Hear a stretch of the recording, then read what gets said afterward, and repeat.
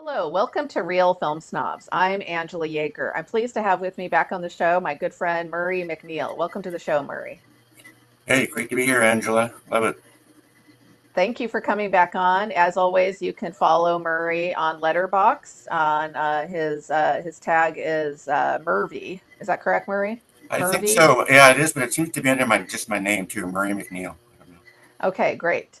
So we're going to do a She Directs episode today on Claire Denis, and she is a French director who's been, gosh, around for a while. She actually started working on other people's films, and such as Wim Wenders and many other great filmmakers before exploring filmmaking herself, and now has been making films since the 80s, and in many people's estimation including the great director Barry Jenkins, who did Moonlight, who believes she's the greatest living filmmaker of all time.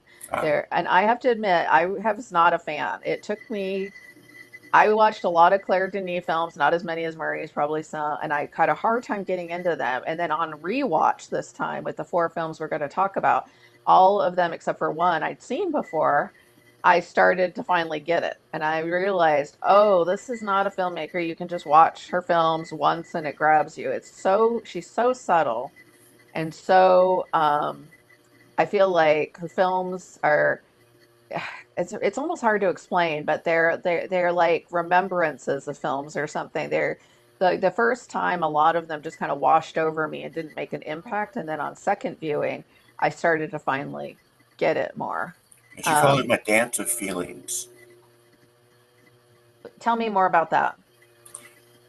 Well, people were asking her specifically about some of the questions about some of the movies we'll get into, but um, she was just talking about in general the way that she approaches filmmaking is that she's not looking at plot and stuff isn't very interesting to her, and she's much into relationships and getting in on characters and so forth and how they interact. So later we'll talk about 35 Shots of Rum and the dance scene in the cafe, where it's almost there's not a lot of dialogue, there's a lot of silence and so forth, and characters literally dancing, but then that also comes out to all of her films in general, and I think that's something she's been progressing towards even more, but yeah, so that's sort of her focus or Right. lack of Her focus. movies are not plot heavy, so if you're looking for a story, she's not necessarily the filmmaker to go to, which usually I don't have a problem with that, but I think she's also not an emotional filmmaker. And what I mean by that is not necessarily a negative. She's an intellectual filmmaker. Her films are often to me not they're not ones I watch and I'm crying afterwards or I'm not angry. She doesn't stir great emotions, especially on first viewing. It's so subtle that it takes you a while to really realize what she was even saying in the film. And she is a filmmaker who, her films were just recognized in Sight and Sound as one of the greatest films of all time. And so she's one that, out of all the female filmmakers, I think in a lot of ways is probably, considered up there with the greatest, even male directors, even by the more, kind of sexist film critics. They have to sort of recognize that she's a great filmmaker. So. So I'm excited to dive in. We picked four of her films that kind of span 4 decades because Mhm. she has been working in films so long and continues to work in films. So let's just start off with the first one, which is Chocolat, which is her first film, 1988. This is one that's probably the most autobiographical film of hers. She herself grew up in Africa, and this film is about a woman who is visiting on her way to visit her childhood home in Africa. And she's basically the whole movie's done through like a flashback of her remembering kind of snapshots. It's not even very linear of her memories of growing up there, but specifically focused on the family servant. His name is Prote, played by the great, and I'm going to probably butcher his name, but he's in some of her other films, Isaac de Bencole. great actor who expresses so much through his eyes. He says almost nothing the whole film. He has a few lines of dialogue, not a lot. Everything is in his face and his eyes. And Claire Denis likes to shoot actors that way without a lot of her films aren't real A talky. lot of So silence. yeah, so it's a great this was the one I had never seen actually, and not to be confused with the other Chocolat, which is a Juliette Binoche Johnny Depp movie that's Hellstrom. very much lighter. Yeah, very, way different. So I really enjoyed this film, and particularly the main performance by Prote as the house servant. It shows without being obvious the pain of colonialism, but she also doesn't try to pretend she knows what it's like for the Africans. It is very much through the white character's viewpoint, but it's not, gosh, it's hard to explain, but it's not through the African's viewpoint. It's through the white character's viewpoint, but it's very much not a like, oh, look how great it is that we're doing this. And so it's very nuanced. So tell me what your thoughts are on this movie, Murray. Well, it did. It was nominated for the Palme d'Or, which is remarkable for a film coming out, just a debut film. And she did live until she was 12 in Africa. Her dad was not the governor of Cameroon, which is the character. This little girl that is this woman. Going back to look at her youth, where she was the governor's daughter, and her dad, Claire Denis' dad, was a social worker, and he moved to different countries every 2 years. So she lived in Senegal, Cameroon, a couple others. So it's not exactly biographical, but she saw a lot. And the little girl's name is France. So if you don't get it, that she's the colonial, presence here, and that this servant who's gorgeous, and the wife is left alone a lot with her daughter, and so she's obviously having sexual connections with him, and he is a very proud man, a very proud African, and as much as he uses that family, he's also going to keep his distance. So at the point when she reaches out and grabs his ankle, she being the mother, he has to push her away, and then the mother asks the husband to have him removed from the household. And I think almost in a weird, to kind of show the girl at the very end, there's a generator that keeps the house lit, and it has a pipe that really has a lot of heat to it. So the girl asks, "Is that hot?" And he grabs it with his hand and just looks at her. And so she reaches out and grabs it with her hand, which immediately causes scalding and scars, which you see later on in the film. So he's kind of showing her. I mean, it's a very subtle but not subtle look at colonialism in Africa.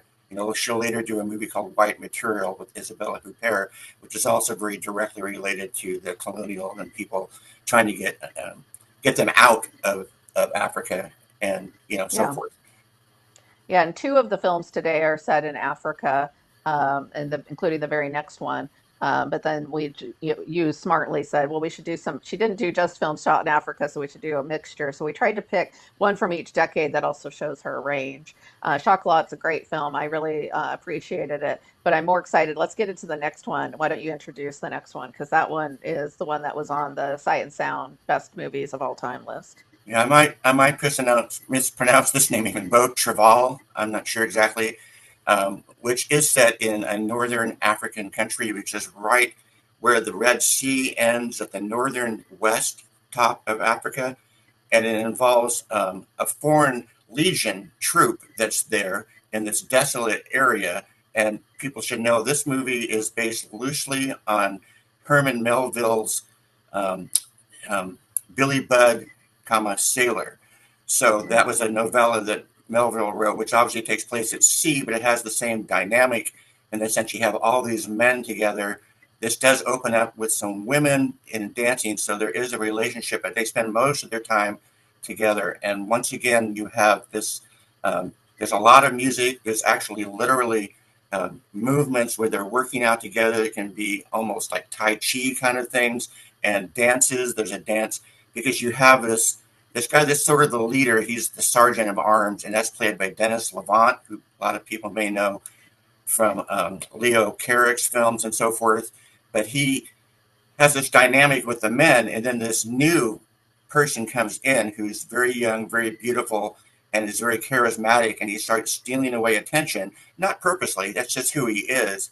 And this sergeant at arms takes, he doesn't know what exactly to do about that. He starts building a dislike for this guy, while at the same time he's having obviously erotic feelings towards him as well. In fact, there's that wonderful dance that they do to the Benjamin Britten um, um, orchestrated thing, which is called Billy Budd, and they're kind of circling around each other. But he eventually he does an act. He has an act which causes harm to this character, and he is removed from the service. And if the movie begins with him in Marseille, where he's suicidal, he doesn't know what to do with his life when he's away from these men in this desolate area, and he's forced just to live alone. So I mean, it's a gorgeous film. It went from in 2012 in the BFI Sight and Sound listing, it was number 78, and it went all the way down to number 7 in this latest 2022 list to join.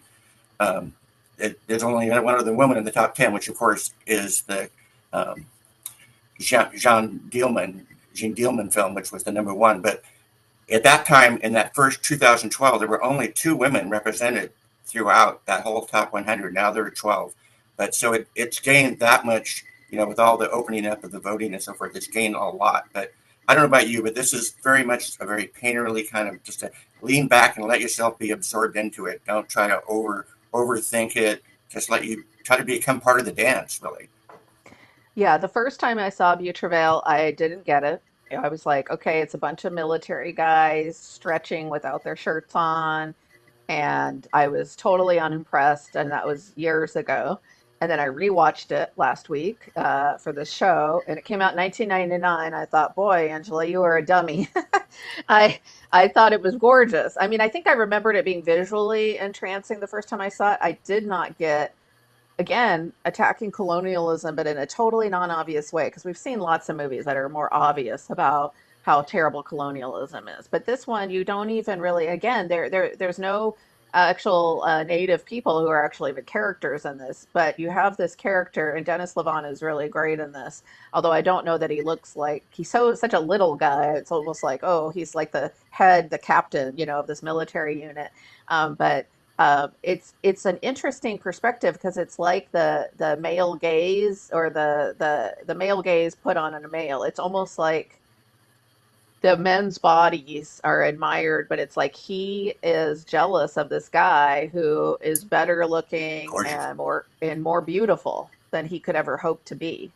And we don't see that a lot in movies, like males being jealous of other males for beauty reasons. It's often, they have more power or they have more wealth, but this guy doesn't have any of those. He's jealous of a guy who's under him in position, who is an orphan, who has no power and no money, but he's jealous of him because he's beautiful and he has something that he knows he could never have inside of him, almost a something he admires in him, but it makes him hate him.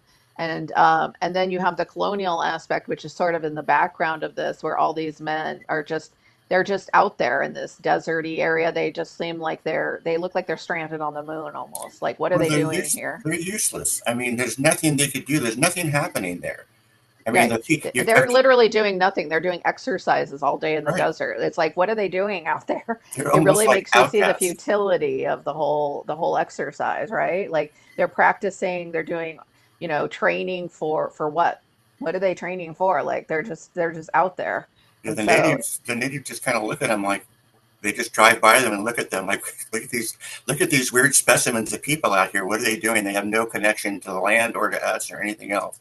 right, they're totally disconnected from the land. That's a great way to put that, Murray, because I really saw that this time about how much the colonialism, it's not even about, in this case, them doing anything bad they're so separate from the locals that it's not that they're doing anything bad, although they, in one case, Dennis Levant's character has fallen in love with one of the local women, right? But they're just like alien. It's just like they literally look like they were planted there. They couldn't be on, Mars, and they don't fit in anymore there. They just are totally out of touch with where they are. And there's also, I saw little elements of Leni Riefenstahl, the Nazi filmmaker, not to, just in terms of the way the close-ups of the men's bodies and the focus on their Mm. bodies and their shapes, which reminded me of her film Olympiad. which shows these men, in their bodies. And so I thought of that a little bit. But yeah, I think connection. I can see why this film is so acclaimed. It's not my favorite Claire Denis film. I like her ones that she actually has a little bit more of a story. I would say this one has close to zero, but I loved it a lot more the second time watching it. So. Yeah, I kind of see her. I think of her as a painter in a way more than anything because she's got this almost. There's a British painter named Turner, and he became more and more abstract as he was going along, and everything that's in the film doesn't have to have.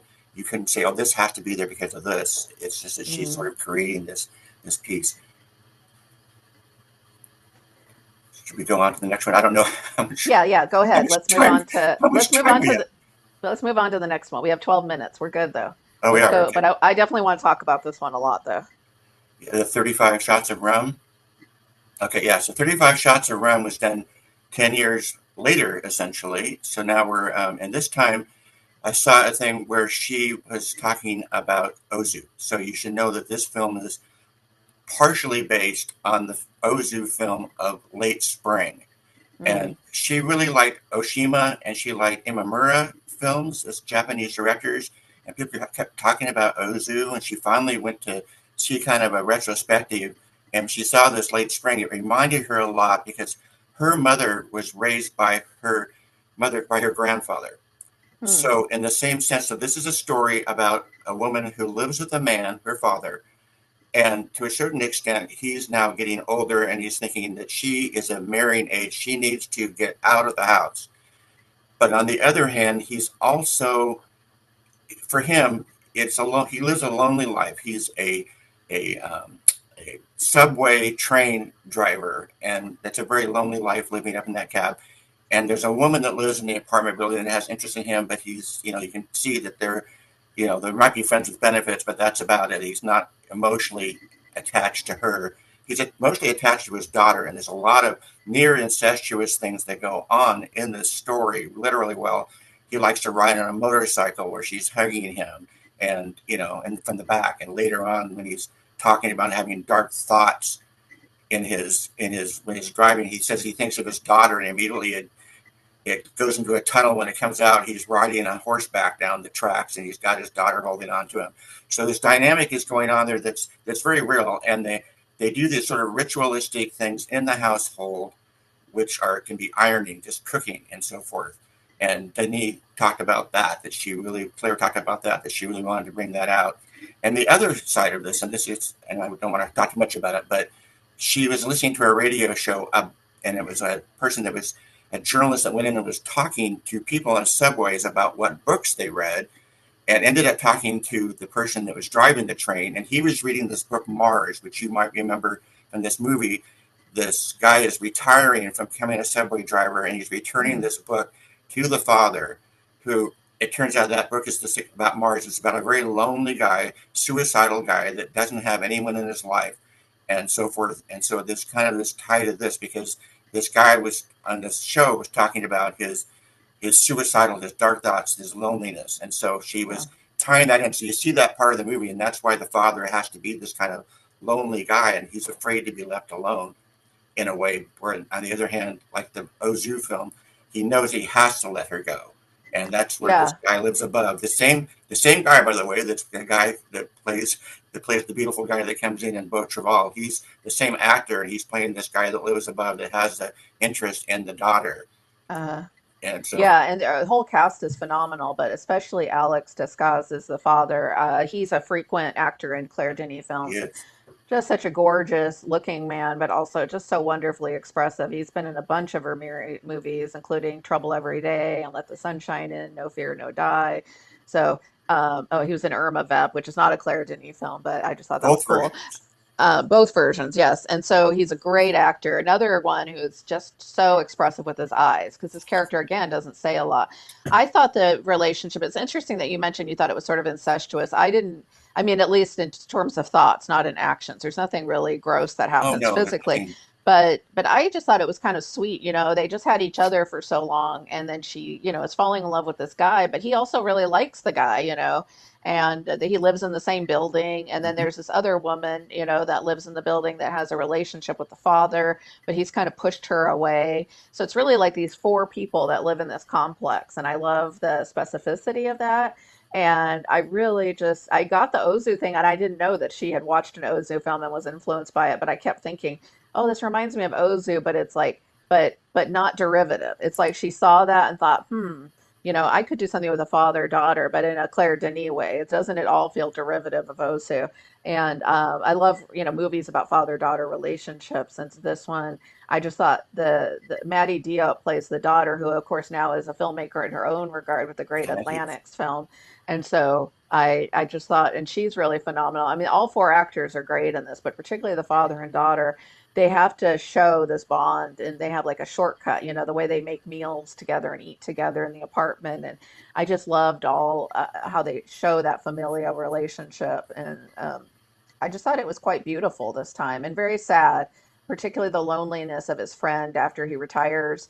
You think about some of these folks, and again, she doesn't ever say implicitly like immigrants or anything, but you get this sense like these folks they've worked so hard their whole life, and this happens to retirees regardless of being an immigrant. But and then all of a sudden you're kind of without that identity of your job, and the one guy is just sitting in the cafe and he doesn't know what to do with himself now. And I think that the father character here sees that and is terrified that's what's going to happen to him, that he's just going to be alone in the world. The irony is he doesn't have to be. He has this beautiful woman who lives in his building who definitely wants to get with him. She definitely wants to be in a relationship with him. He keeps pushing her But away. plus that woman at the restaurant, I mean, she definitely looked like she was interested too. So, Right. and Yeah, he's a I mean, good-looking guy, so he's it's got like in he's his got own it going head on. he's pushing people away. He's pushing people away on his own, and he's terrified to let go of his daughter, but I don't know how far she's going. I mean, I don't know if her and the boyfriend are going to move to America like he talked about, or move to Africa, but or if they're going to stay in the building. But I Yeah, think yeah, he's got people in his life who care about him, and so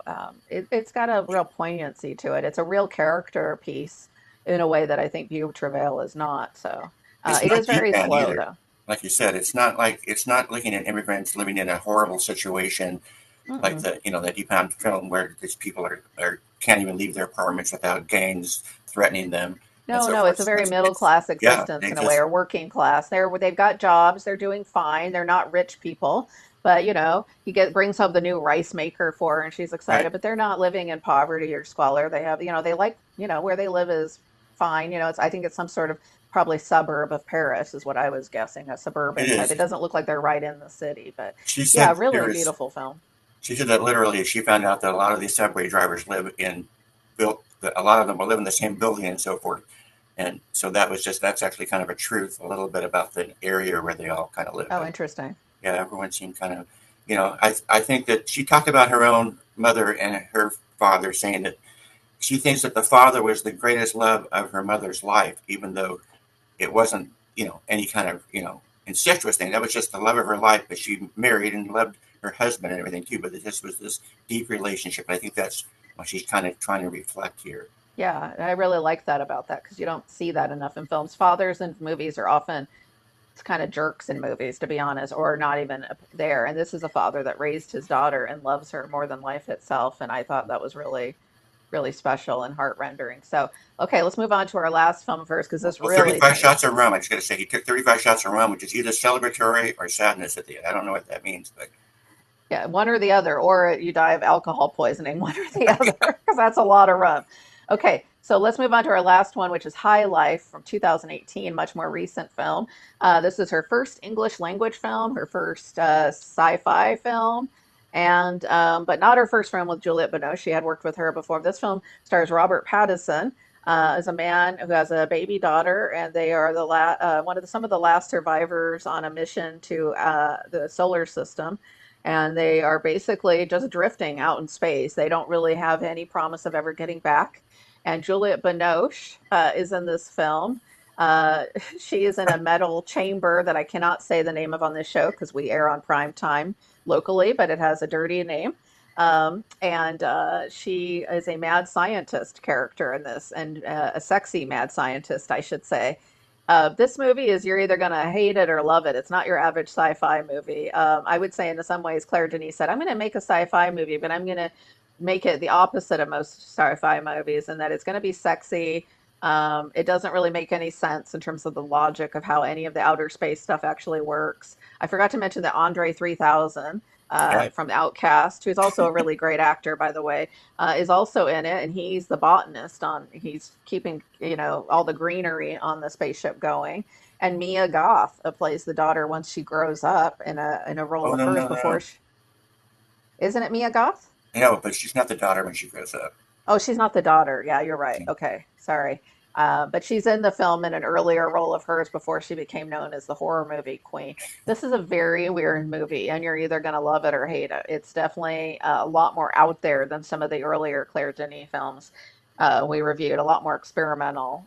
Curious, what do you have to say about it, Murray? Well, it does tie in with 35 Shots of Rum, in that it's also a look that Claire Denis purposely was looking again at a father-daughter relationship. That's true. So what happens, and so people know, Juliet, they're all prisoners on this ship. They're and because they were convicted criminals, and they're sent out on this mission, which is heading out to explore black holes.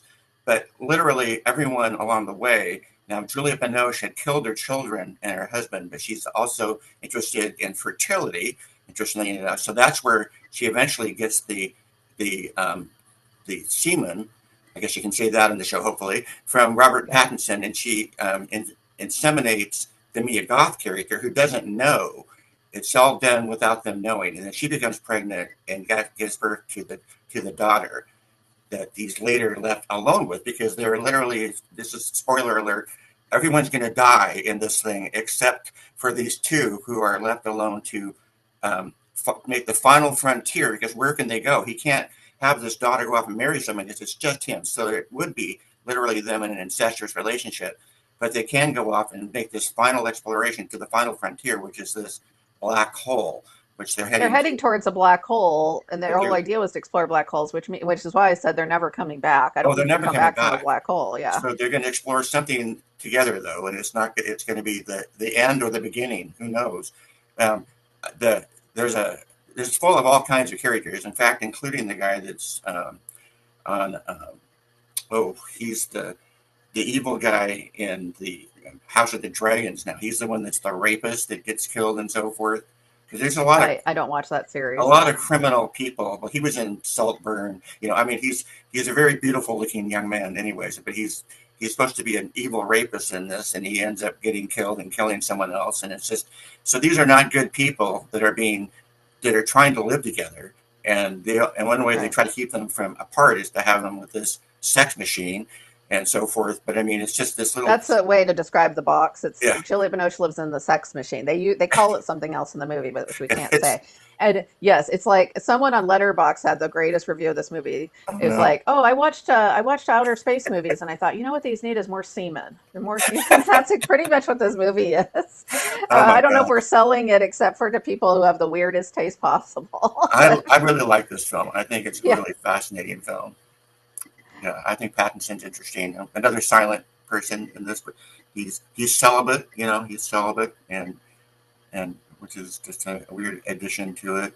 right. And Juliette Binoche just acting her butt up a storm in this movie. I just think she's phenomenal in this. When she comes out in that outfit, and oh, she's just great. And it's Okay, gorgeous we've though. run. It's Yeah. gorgeous. Oh, it's a good looking film too. And I Yeah. would say visually it's one of her most beautiful films that Claire Denis made. So we have to go. We're over time. Thank you very much. Check out Claire Denis, especially if you are a cinephile. You need to see her films. Thank you, Murray, for Thanks, joining. Angela. Have a great day and great movies. Bye.